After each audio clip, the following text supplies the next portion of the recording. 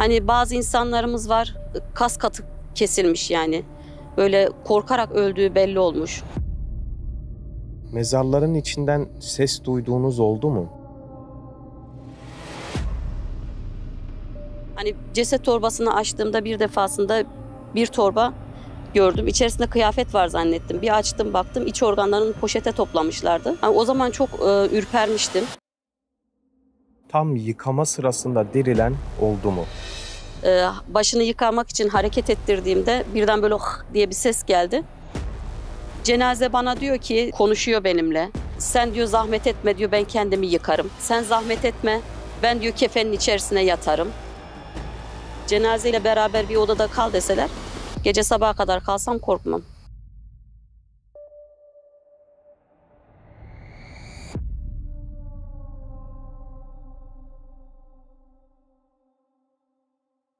Ablacığım seni tanıyalım. İsmim Nurhan, Mersin'de gassal olarak görev yapmaktayım. Kaç yıldır bu işi yapıyorsunuz? 19 yaşında başlamıştım ben bu işe. Ama profesyonel olarak 18 senedir. Gassal ne iş yapar? Gassalın görevi cenazenin yıkanma görevlerini güzelce yerine getirip gusül abdestini aldırıp kefenleyen ve sahibine güzelce teslim etmektir görevi. Bugüne kadar kaç ölü yıkadın? 1000 vardır. 1000 vardır. Hiç unutamadığın bir cenaze oldu mu? Yakılarak vefat eden bir kızımız vardı. Onu görmüştüm. Onu asla unutamıyorum. O yakılan cenazeyi gördüğümde çok üzülmüştüm. Ailesi aklıma geldi. Kendi kızım aklıma geldi. Yani bunlar benim başıma gelmiş olsa ne yapabilirim? Yani çok acı bir olaydı benim açımdan. Bir de o zaman daha yeni başlamıştım hemen hemen neredeyse işe. Çok üzmüştü beni. Hani çok fazla yakıldığı için yıkamaya çok fazla elverişli olmuyor zaten. Teyemmüm ederekten, mesederekten bir şekilde onların da dini vecibelerini yerine getirmeye gayret ediyoruz. Yani küçük kızlarımız mesela, bebeklerimiz özellikle daha çok bunlar bizim üzen cenazeler. Bunları unutamıyoruz. Mesela dini vecibelerini yerine getirdiği bilinen insanlar vefat ettikleri zaman böyle insan sanki hiç ölmemiş gibi, güler yüzlü vefat etmiş gibi. Mesela bir cenazem vardı, böyle eliyle şehadet getirmiş, böyle ellerine parmaklarıyla bu şekilde şehadet getirdiğini göstermiş yani. Bu şekilde vefat etmiş. Hani bazı insanlarımız var, kas katı kesilmiş yani. Böyle korkarak öldüğü belli olmuş. Artık bilmiyorum ne şekilde ne gördüler. Kimisini yıkadıkça yıkayasımız geliyor. Ölü yıkadığın sırada cenaze geldiğinde başına gelen ilginç ve korkutucu olayları anlatır mısınız? Hani ceset torbasını açtığımda bir defasında bir torba gördüm. İçerisinde kıyafet var zannettim. Bir açtım baktım iç organlarını poşete toplamışlardı. Hani o zaman çok ürpermiştim. Bayağı bir korktum. Bir daha elleyemezmişim gibi hissettim ama ondan sonra aynı şekilde devam ettik yani. Onlar nasıl yapılıyor ablacığım? Yani cesedi dağılmış. Hani vücuduna bakıyorsun. Yıkanabilecek tarzda ise yıkıyoruz. Yıkanamayacak tarzda ise hani ceset torbasıyla ya da bir naylona sarıyoruz. Daha sonra onun üzerinden kefenliyoruz. Çünkü dışarıya kan akmasını istemiyoruz. Yakınları falan kanlı görmesini istemiyoruz. O sebepten dolayı. Trafik kazasında bir anneannem tırın altına girmişlerdi. Kucağında torunu varmış. Yani bebek kucağında. Vefat etmiş ama çocuğun burnu bile kanamamıştı. Allah Allah. Yani bunu duymuştum. O zaman çok şaşırmıştım. Yani böyle enteresan olaylar oluyor. Yani Rabbim korumak istediği zaman bir şekilde koruyor. Burnunu bile kanatmıyor. Ama vakit saat geldiği zaman da bir şekilde vefat ediyor işte. Bir keresinde intihar vakası diyerekten geldi. Ama kızımız gece uyur gezermiş. 15 yaşındaydı. 7. kattan aşağıya düşmüş. Ve düştüğü pencere de küçücük bir pencereymiş yani. Evin en küçük penceresiymiş. Yani uyur gezer olduğu için düşmüş. İntihar zannetmiştik ilk başta. Raporlarında çıkmış daha sonra uyur gezer, uyur vaziyetteyken zaten düşmüş oradan. Bir tane teyzemiz vefat etmişti. Cenazeyi yıkadık. Defin esnasında yeğeni mezarın üzerine düşüyor. Hastaneye kaldırıyorlar. Ertesi günde yeğeninin cenazesini yıkadık. Yani yeğeni vefat etti. Onu yanına defnettik. Allah Allah. Evet. Yani birinin cenazesini defnederken diğeri vefat ediyor. Tuvalette vefat etmişti birisi ve bayağı bir uzun süre kalmış orada. O da beni çok etkileyen cenazelerden birisiydi. Yani benim mesela fobim oldu tuvalette ölmek. Gasilhaneye getirilip tam yıkama sırasında dirilen oldu mu? Bir defasında korkmuştum. O da şurada nefes kalmış herhalde. Başını yıkamak için hareket ettirdiğimde birden böyle oh diye bir ses geldi. Böyle bir irkildim, acaba canlandı mı diye. Ama tabii ki can çıkmış bir şekilde, onu doktorlar raporunu vermişler. Yani öyle bir şey başıma gelmedi daha şimdiye kadar. Ama bir kere korktum. Yıkadığın cenazelerden çok korktuğun biri oldu mu? Çok fazla korktuğumuz kişiler var. Yani yüz şekli tamamen değişmiş insanlar oluyor bazen. Bazı insanlarımız yüz şekli tamamen değişmiş bir şekilde. Yani normaldeki, gerçek hayatındaki den eser kalmamış. Tamamen farklı. Yani tanıyamıyorsun. Bazen aileleri de karıştırıyor. Tanıyamıyorlar kendi ailelerini. Kendi cenazelerini karıştıranlar da oluyor. Birkaç defa öyle oldu mesela. Nasıl diyeyim? Kendi annesini, babasını tanıyamadı. Bir başkasının cenazesini kendi cenazesi gibi almış getirmiş. Burada yıkandı, edildi. Daha sonra bir baktık diğer başka bir cenaze geldi. Onlar dediler ki bu bizim cenazemiz değil. Ondan sonra fark edildi ki cenazeler birbirine karışmış. Yani cenazenin kendi sahibi kendi cenazesini tanıyamıyor bazen. İlk ölü yıkandığında nasıl hissettin? İlk 19 yaşındaydım. Köyümüzde bir genç kızımız vefat etmişti. O genç kızımızı ilk gördüğümde çok korktum. Elim ayağım titredi. Ne yapacağımı bilemedim. Sağ olsun yanımda bir ablamız vardı. O yardımcı oldu. Onunla beraber yıkadık. Gece rüyama falan gelir mi ki diye çok korkmuştum ama çok şükür gelmedi. Ondan sonra alıştım yavaş yavaş. İlk gördüğünüzde yerine koyabildiniz mi ablacığım? Yani çok korktum. Bir de genç bir kızdı.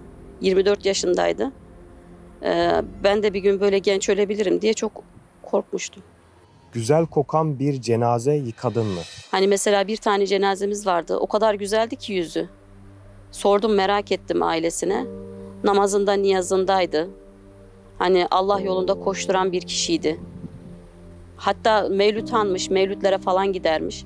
Trafik kazası geçirmiş olmasına rağmen hani evinin önüne iniyor, bir araba çarpıyor, vefat ediyor. Ama hiçbir yerinde ne bir kanaması, ne bir morarması, hiçbir şey yoktu. Yani trafik kazasından vefat ettiğini söylediler. Hiçbir yerinde bir şey yok. Düştüğü anda da vefat etmiş ayrıca. Yani hastanede falan kalmış da morluğu falan geçmiş diye mi acaba düşündüm. Hayır dedi. Bir haber geliyor, trafik kazasından öldü deniliyor. Ama hiçbir yerinde ne bir morluk, ne bir yara, ne bir bere, hiçbir şekilde bir şey yoktu. Tertemizdi. Buna şahit oldum. Vefat eden çocukları yıkarken neler hissediyorsunuz? Ya aileleri çok üzüyor beni. Mesela bebek vefat etmiş diyelim. Annesi hastanede yatıyor, annesinin haberi yok evladını kaybettiğinden. Bunlar yani kendi başıma gelse nasıl olurdu diye düşünüyorum. Çok üzülüyorum. Mesela bir tane 10 yaşında kızımız dışarıda oyun oynarken kalp krizi geçirmiş. Annesi onu hastaneye diye uğurluyor. Hastaneden cenazesini alıyor. Hani çok gariban da bir aileydi. Beni çok üzmüştü. Çok etkisi altında kalmıştım. Günlerce o çocuğumuza ağladım. Yani etkiliyor ister istemez. Annelik içgüdüsü çok farklı oluyor. Çok üzüyor bizi. Ölüler hissedebilir mi? Peygamber Efendimiz hissettiklerini söylüyor. Yani Peygamberimiz bir şey söylüyorsa mutlaka doğrudur zaten. Hani hissettiklerini biliyoruz. Ama bunu yaşamadığımız için anlayamıyoruz tabii ki. Konuşan bir ölü gördünüz mü? Rüyamda konuştu ama gerçekte hiç görmedim. Ben bu mesleğe başlamadan önce rüya görmüştüm işte. Rüyamda cenazeyi yıkadığımı, hani cenaze bana diyor ki konuşuyor benimle. Beni diyor sen diyor zahmet etme diyor, ben kendimi yıkarım. Ondan sonra sen zahmet etme, ben diyor kefenin içerisine yatarım. Allah Allah, bu çok enteresan gelmişti bana. Bir de rüya gördüğümü de biliyorum kendi rüyamda. Daha sonra cenazeyi yıkadıktan sonra bana bir altın bilezik verdi. Bu bileziği de koluma takıyorum. Kendi rüyamda kendi rüyamı tabir ediyorum. Diyorum ki altın bileziğimi de verdi, bu benim artık mesleğim olacak diye enteresan bir şey yaşamıştım, bir rüya görmüştüm. Daha sonra zaten bu mesleği tercih etmek istedim. Zor bir karar olmalı. Evet, zor bir karardı. Hani kutsal bir meslek olduğunu düşünüyorum. Nasıl ki bir çocuk doğduğu zaman ebenin eline doğuyorsa, kundaklanıyorsa, bir insan da böyle en son giderken onun son vazifesini yapabilmek, yani görevini güzel bir şekilde yerine getirebilmek kutsal bir meslektir diye düşündüm. Ve ben bunu yapabilirim diyerekten bu mesleği tercih ettim. Rüyalarına giren cenaze oldu mu? Gece rüyamda cenaze yıkadığımı gördüm. Ertesi gün geldiğimde o gece yıkadığım cenazeye benzeyen tıpkısının aynısı. Çok şaşırdım. Dedim ki acaba yani rüyamda gördüğüm cenazenin aynısını gündüz yıkadığımı gördüm. Parçalanmış bedenleri nasıl yıkıyorsunuz? Kopmuşsa falan zaten onu doktorlar dikiyorlar. Dikerek gönderiyorlar. Hani mümkün mertebe fazla incitmeden yıkamaya gayret ediyoruz. Ilık suyla, yani kanını durduramadığımız zamanlarda soğuk suyla yıkayaraktan bir şekilde abdestini verdiriyoruz. Cenazelerin üzerine neden bıçak konulur? Bıçak konulması, demir parçası koymak eftaldir. Karın şişmesin diye. Hani bıçak da demir olduğu için o yüzden bıçak konuluyor. Makas da konulabilir. Herhangi bir demir parçası da konulabilir. Atadan öteden öyle görülmüş. O şekilde bıçak konulacak diye. Yani bıçaktır, demir parçası, herhangi bir şey konuluyor. Rahat uyku uyuyabiliyor musunuz bu tür olaylardan çok sık karşılaştığınız için? Elhamdülillah uyuyorum. Uyku problemim yok. Bir ölü nasıl yıkanır? İşte cenazeyi getirdikleri zaman önce taşın üzerine alıyoruz. Üzerindeki kıyafetlerini çıkartıyoruz. Çıkartmadan önce avret mahallerini gözükmeyecek şekilde üzerini örtüyoruz. Vücudunu temizliyoruz. Kan falan varsa onları gidermeye çalışıyoruz. Abdestini veriyoruz. Detaylı işte oturtturma şekline getirtiyoruz falan. Taharetini falan güzelce verdikten sonra gusül abdestini aldırıyoruz. Daha sonra kefene sarıyoruz. Gassal mesleği yaptığından dolayı hiç korkuyor musun? Hayır, hiçbir şekilde korkmuyorum. Hatta cenazeyle beraber bir odada kal deseler kalabilirim yani. Gece sabaha kadar kalsam korkmam. Daha çok dirilerden korkuyoruz. Yani ölünün kimseye bir zararı yok. Yat diyorsun, yatıyor zaten. Yatmış bir şekilde. Sağa çeviriyorsun, sola çeviriyorsun. Kıpırdamıyor hiç. Hiç yakınlarından birini yıkamak zorunda kaldınız mı? Eşimin ailesinden, yakınlarımızdan yıkadıklarım oldu. Yani babaannemi yıkadığımda yine o zaman çocuktum sayılır. 20 yaşlarındaydım. Hiçbir şeyin farkında olmuyorsun. Tabii bir yakınını yıkamak da zor. Dışarıda bu işi yaptığında insanlar sana nasıl bir tepki veriyor? Ya toplum içerisine girdiğimiz zaman mutlaka konu ölüye geliyor. Yani ölümle ilgili muhabbetler oluyor. Kimisi korkuyor, diyor ki tamam o muhabbeti kapat artık. Korkuyoruz biz de diyorlar. Çekinenler oluyor bizden. Kimisi de zaten biz de öleceğiz nasıl olsa, çok güzel iş yapıyorsunuz, mükafatı çok fazla diyenler de var. Bir kadın olarak gassal olmak sence zor mu? Zor değil. Hani severek yaptığımız bir şey. Severek derken hani tabii ki insanların ölümüne sevinmiyoruz. Ama nasıl olsa mutlaka her nefis ölümü tadacak. Son vazifesini güzelce yapabilmek hoşumuza gidiyor. Sorumluluğu çok yüksek, vebali çok ağır. Zaten aileleri bize emanet ediyorlar. Emaneti sizindir diyorlar. Biz de emanetiniz bizimdir. Vebali bize aittir. Hani güzel bir şekilde yapmazsak da o bizden davacı olur. O yüzden güzel bir şekilde yapmaya gayret ediyoruz. Ölüme bakış açınız nasıl? Ölümden korkuyor musunuz? Ölümden değil de ölümden sonrasından çok korkuyorum. Yani bizi neler bekliyor hiç bilmiyorum. Çok fazla vebalimiz var, günahımız var. Allah affetsin. Allah'a sığınmışız. Allah bizim taksiratımızı da affetsin, gidenlerin de taksiratını affetsin. Hayalhanemi daha önce duymuş muydun? Daha önce izlemiştim. Birkaç program izlemiştim. Bu Antalya'da erkek çocuğumuz vardı. Onu dinlemiştim. O çok etkilemişti beni. Daha sonra bir şehit babasını dinlemiştim. Ondan da çok etkilenmiştim. Gassallardan korkmayalım. Önünde sonunda mutlaka bir gassalın önüne yatacağız. Bir gassal da bir gassalın önüne yatacak. Elbette ki her nefis ölümü tadacak. Ölümden değil, ölümden sonrasından korkalım. Hayalhanem kanalına çok teşekkür ediyoruz. Beğenip abone olursanız da seviniriz. Gezegenler bile bir aradayken, tek olduğunu düşünüyorsan koskoca evrende, bu kanal tam sana göre.